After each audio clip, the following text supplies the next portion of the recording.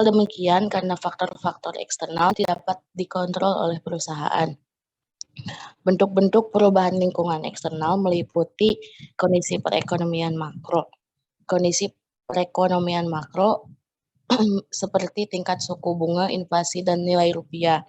Yang kedua yaitu hukum dan politik sosial. Sisi hukum dalam bentuk peraturan seperti yang menyangkut hak cuti, hak waktu kerja, upah minimum regional, dan hak jaminan sosial karyawan.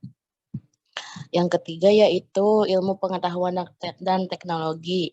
Kemajuan ilmu pengetahuan dan teknologi yang berpengaruh terhadap kebutuhan SDM yang akan digunakan perusahaan. Dan yang terakhir yaitu persaingan usaha. Persaingan usaha merupakan bentuk lain yang perlu dipertimbangkan dalam kebutuhan SDM. Sekiranya ada lagi belum selesai yang perubahan internalnya. Boleh dijelasin? Sok lanjut. Ya boleh, silakan. Ya, izin untuk jelasin untuk perubahan lingkungan internalnya itu adalah perubahan kondisi internal perusahaan yang meliputi perubahan kondisi perusahaan dan karyawan.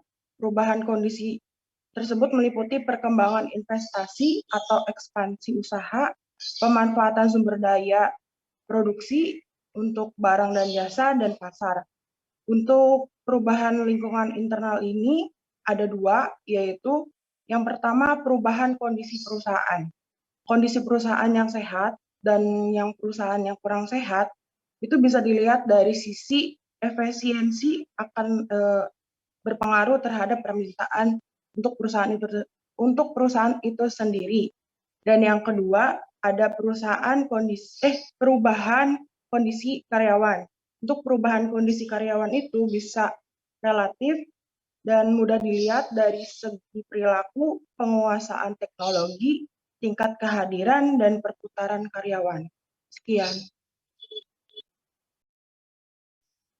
Oke, mungkin sekian review singkat dari kelompok 1. Maaf apabila ada informasi yang kurang jelas, dan maaf apabila ada kata-kata yang tidak berkenan. Wabillahi taufiq wal hidayah. Assalamualaikum warahmatullahi wabarakatuh. Waalaikumsalam warahmatullahi wabarakatuh. Baik, terima kasih kepada kelompok 1 yang telah mereview kembali apa yang telah saya bahas pada pertemuan sebelumnya. Baik, tadi dikatakan bahwa ada faktor-faktor yang mempengaruhi dalam perencanaan sumber daya manusia. Ada perubahan, ada pertumbuhan, dan ada teknologi.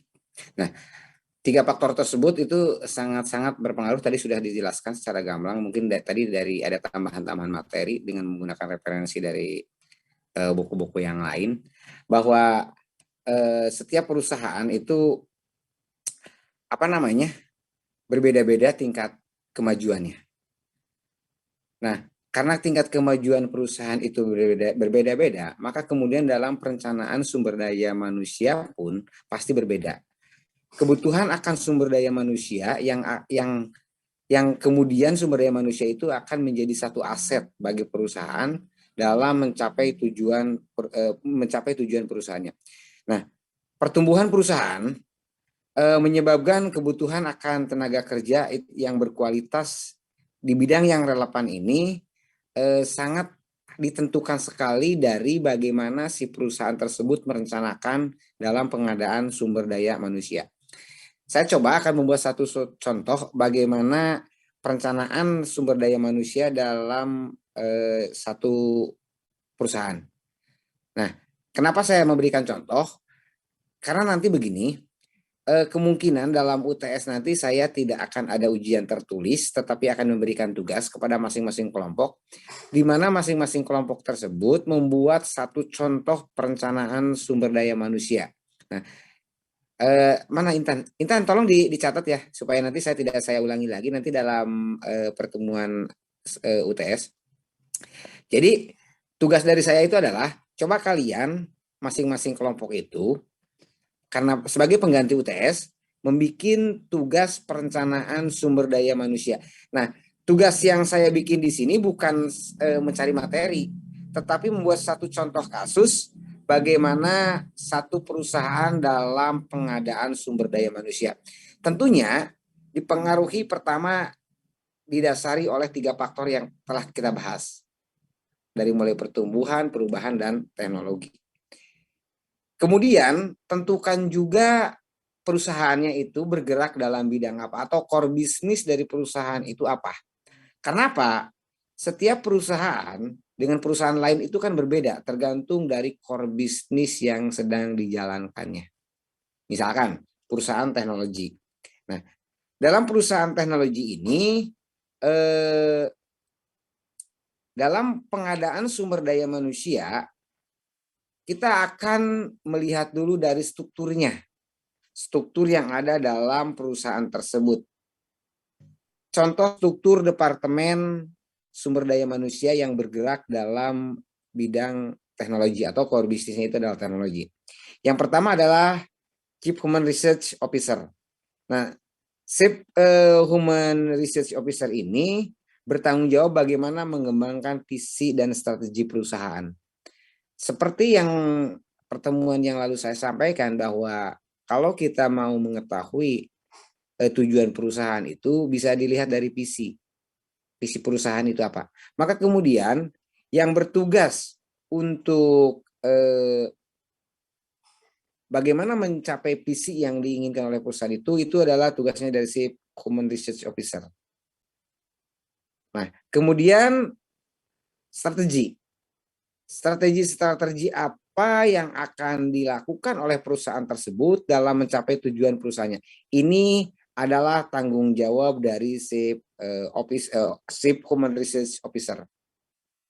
Jadi dalam Departemen Sumber Daya Manusia itu atau HRD, Human Research Department itu terbagi kepada di sini itu terbagi kepada 5 sub.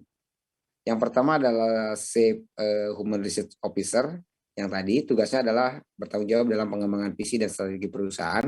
Lalu yang kedua adalah direktur sumber daya manusianya atau Human Research Department Officer, di mana divisi ini bertanggung jawab atas implementasi visi dan strategi. Kalau tadi Chief Human Research ini adalah mengembangkan, kalau ini adalah mengimplementasikan. Implementasi visi dan strategi perusahaan itu bagaimana? Misalkan begini. Coba saya tanya ke siapa ya yang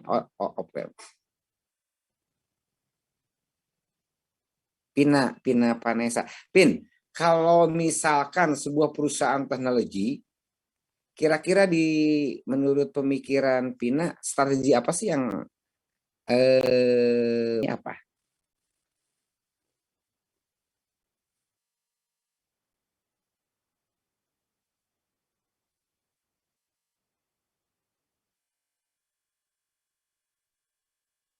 Itu masih di mute ya?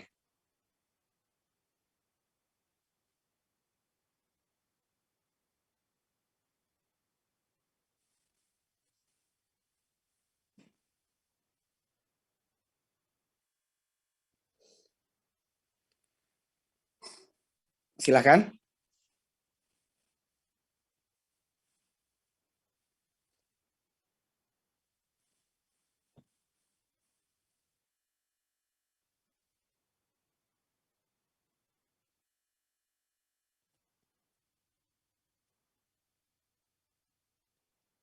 Gimana Pina? Halo?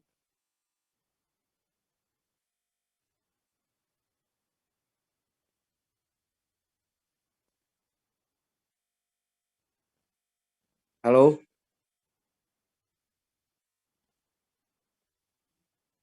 Itu masih di mute, Pin. Mikrofonnya.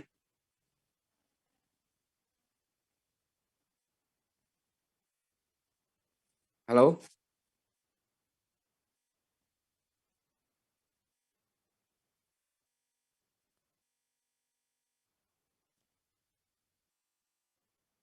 Malah oke, gimana sih? Gimana? Strategi perencanaannya tepat.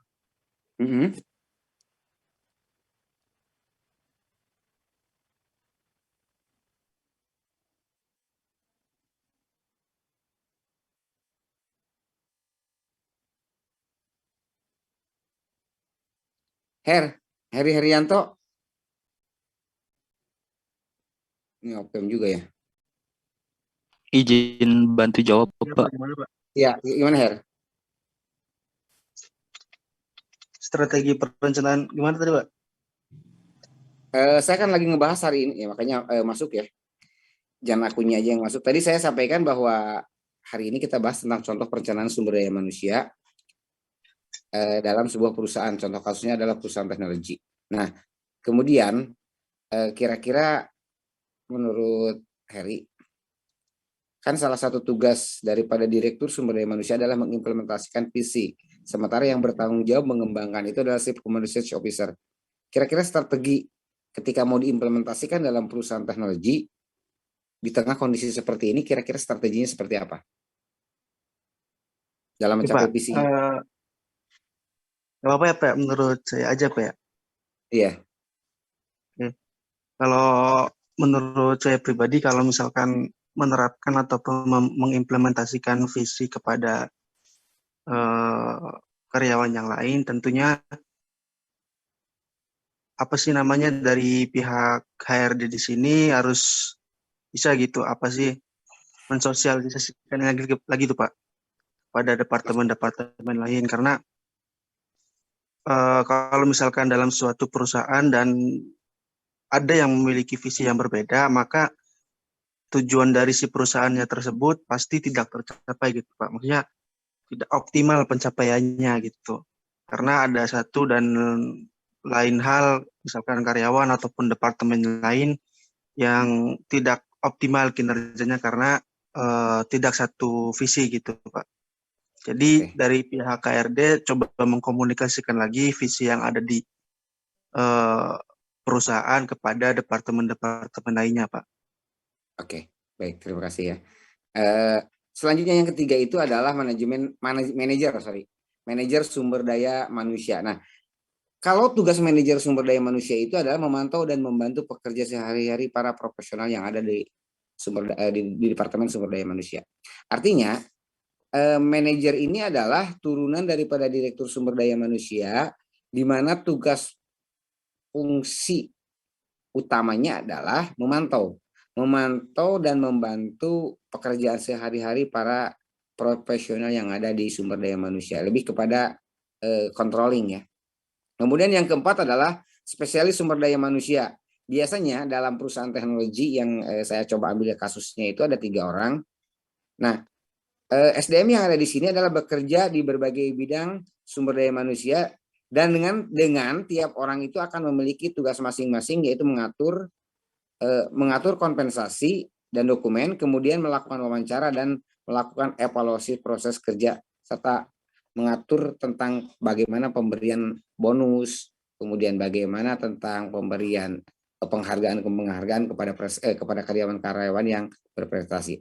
Nah, spesialis sumber daya manusia ini adalah mengimplementasikan dari perencanaan sumber daya manusia, misalkan penentuan kompensasi.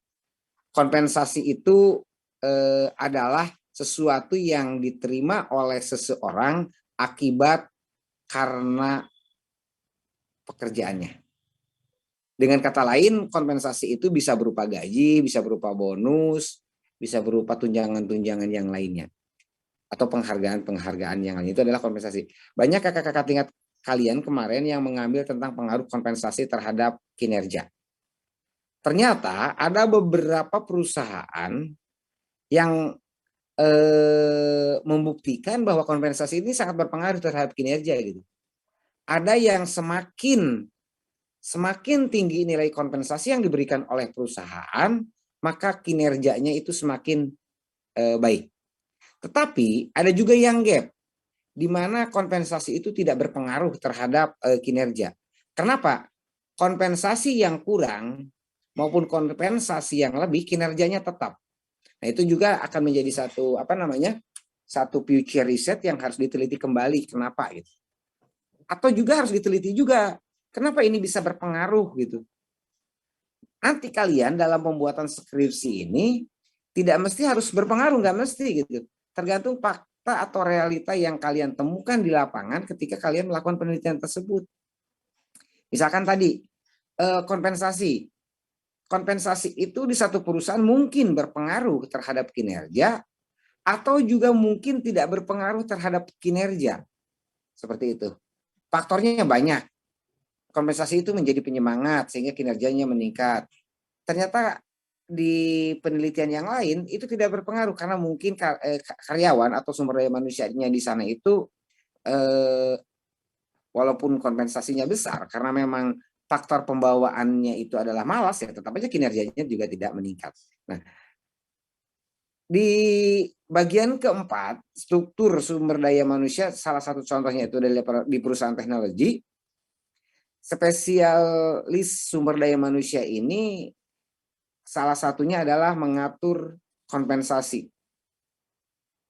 Bagaimana memberikan kompensasi, kemudian tidak hanya mengatur bagaimana kompensasi itu diberikan, tetapi lebih utama adalah bagaimana ketika perusahaan memberikan kompensasi, ada dampak positif yang diterima oleh perusahaan atau ada feedback dari karyawan dengan adanya kompensasi. Kemudian melakukan wawancara. Nah, wawancara ini tidak hanya ketika karyawan itu direkrut, itu enggak. Perusahaan yang profesional, perusahaan yang besar, perusahaan yang bonafid, wawancara itu tidak hanya dilakukan kepada calon karyawan, tetapi juga dilakukan kepada orang yang telah menjadi karyawan atau karyawan tetap. Nah, wawancara ini adalah sebagai satu media bagaimana mengevaluasi tentang kinerja yang telah dilakukan. Lalu kemudian wawancara ini juga dilakukan untuk promosi jabatan yang ada di perusahaan tersebut. Sehingga dengan adanya wawancara ini mengetahui kira-kira kalau dipromosikan karyawan tersebut ini pasnya di bidang mana. Lalu yang ke 5 itu adalah people data analysis. Nah, people data analysis ini adalah membuat atau membangun database serta membuat alat untuk mengakses dan memodifikasi data. Biasanya memang ini pasti background-nya adalah orang IT. Bagaimana membuat data analis, people data analis.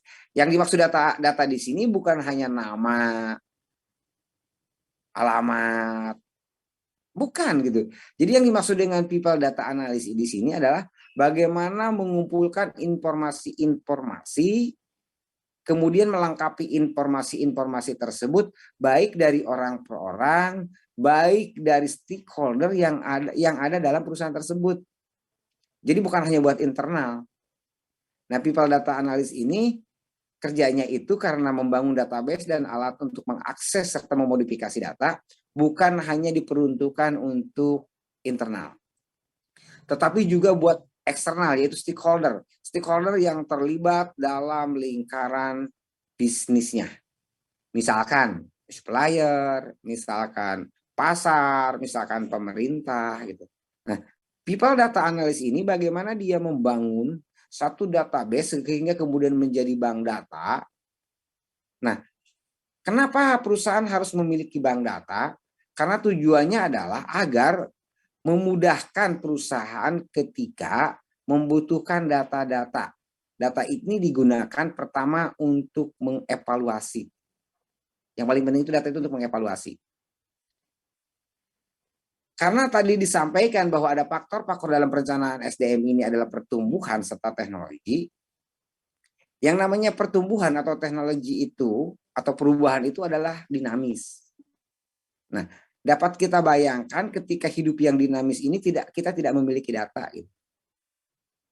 Oleh karena itu, people data analysis ini bagaimana membangun database serta alat untuk mengakses serta memodifikasi database tersebut.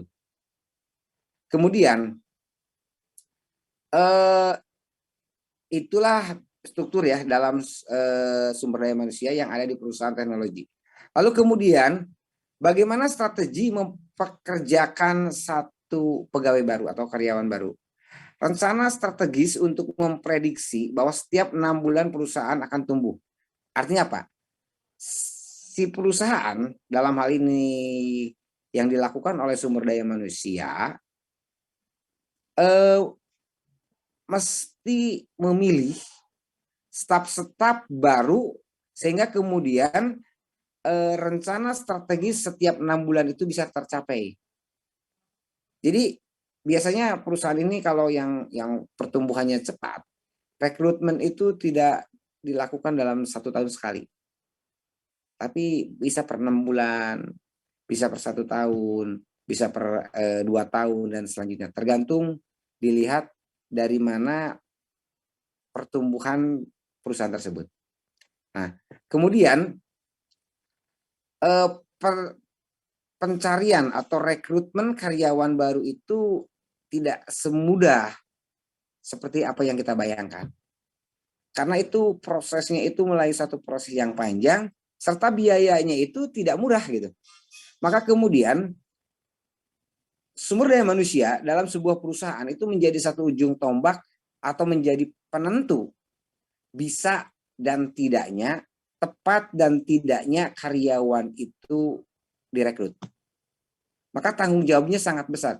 Biasanya memang ada perbedaan bonus ya. Kalau dalam perusahaan itu antara satu divisi dengan divisi yang lain itu kadang-kadang berbeda bonusnya. Karena memang tanggung jawab yang dibebankannya juga berbeda gitu. Sumber daya manusia ini yang pernah saya coba datangin gitu. Terdapat perbedaan bonus yang diterima dibandingkan dengan divisi yang lain.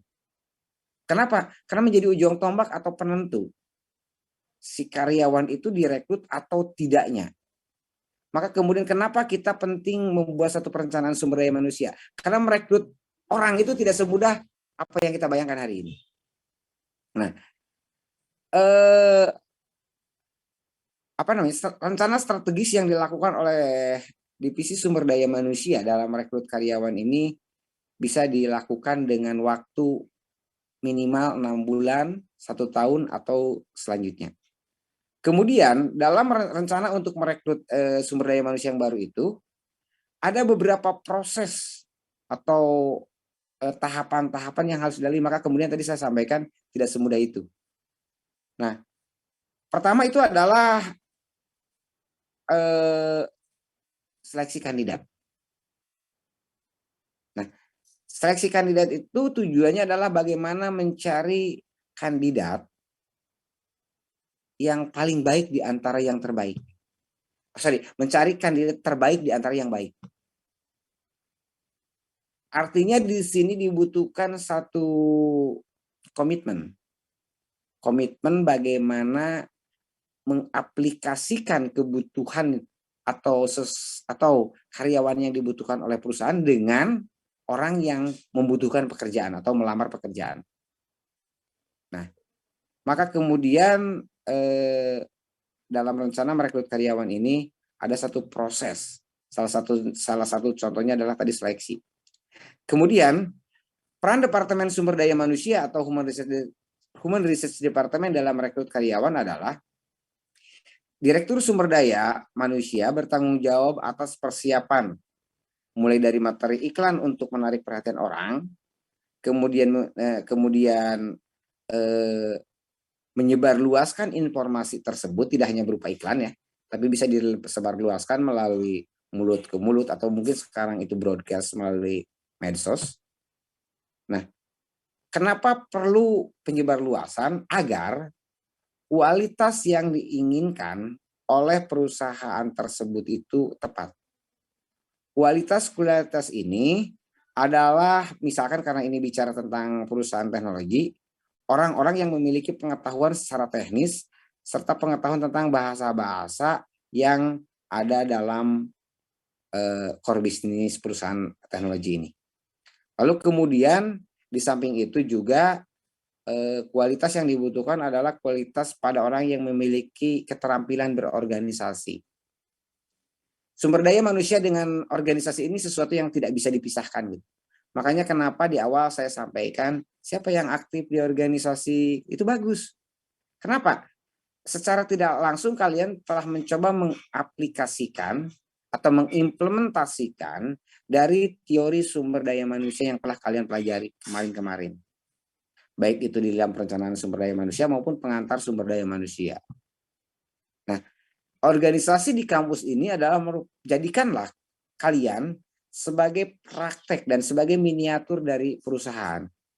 Atau Dan kemudian bicara sumber daya manusia itu tidak hanya pada perusahaan kan, tetapi pada sebuah organisasi, baik itu organisasi bisnis maupun organisasi non bisnis. Lalu kemudian setelah manajer sumber daya manusia melakukan iklan, kemudian menyebarluaskan tentang kebutuhan sumber daya manusia, dilakukanlah proses seleksi. Proses seleksi itu ada 3. Yang pertama seleksi administrasi, kemudian seleksi akademis, dan yang selanjutnya lagi adalah wawancara. Nah, seleksi administrasi adalah memeriksa atau meneliti kelengkapan administrasi yang telah ditentukan oleh perusahaan. Misalkan karena ini bicaranya adalah perusahaan teknologi, maka kemudian kualifikasi yang dibutuhkan itu misalkan sarjana S1 teknik, umur maksimal 23 tahun, kemudian pernah mengikuti pelatihan. Nah, ini diseleksi. Kalau S1 teknis berarti dibuktikannya itu dengan apa? Dede Rosida. Pembuktian bahwa seseorang itu adalah telah lulus S1. Dibuktikannya dengan apa?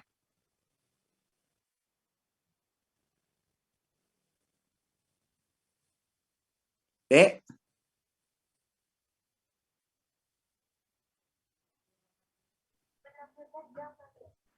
Dengan apa, Dek? Dengan apa?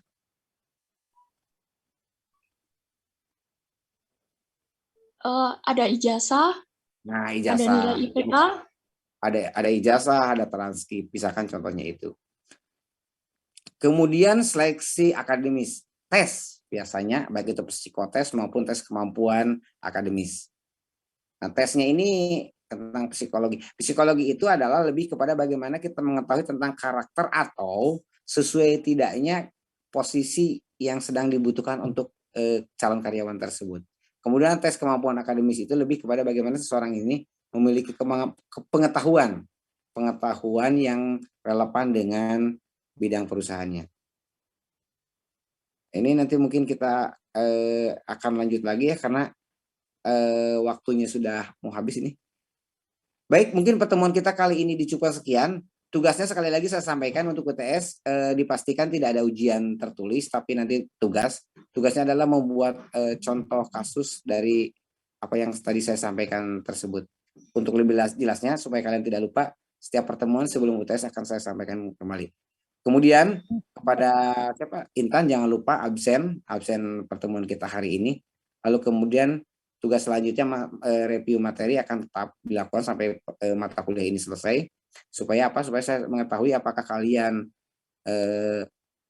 masuk ini hanya ya tadi masuk akun atau tidak seperti itu. Mungkin hanya itu yang dapat saya sampaikan. Terima kasih atas perhatiannya. Mohon maaf apabila ada kata-kata yang tidak berkenan. Assalamualaikum warahmatullahi wabarakatuh. Bapak. Ya, iya gimana? Belum di screenshot ya? Pas bentar. Oh iya, udah screenshot.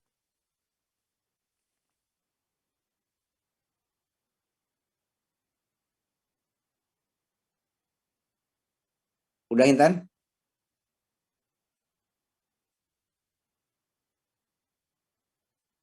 Udah Intan? Baru selesai Pak. Oke baik. Terima kasih. Assalamualaikum warahmatullahi wabarakatuh. Waalaikumsalam warahmatullahi wabarakatuh.